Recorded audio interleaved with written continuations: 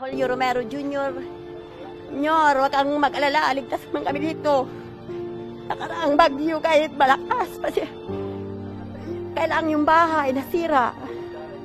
Kaya okay lang kami, huwag kang mag-alala dyan sa Maynila. Ako po ay nananawagan sa aking kapatid dyan sa parting Laguna na si Victor Bonobra na yung kanyang bubong nilipad, buong bubong. Kaya po nananawagan po ako sa kanila na sa ngayon huwag silang mag-alala dahil sa ngayon inaasikaso ko na ang bahay nila. Nananawagan po ako sa kapatid ko, si Maribel Panti.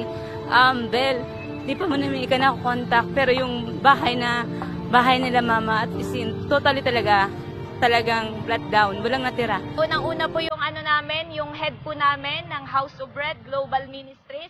Pinapaabot po namin sa inyo na kami po ay buhay na buhay at meron po kaming matatag na pananampalataya. Mahal na Pangulo na lang siguro. Sana matulungan kami dito sa Catanduanes.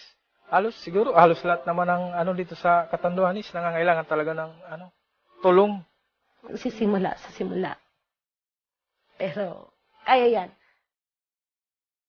Kaya namin yan. Ganyan kami mga taga-Catanduanes. Sa simula, mahirap pero kakayanin namin.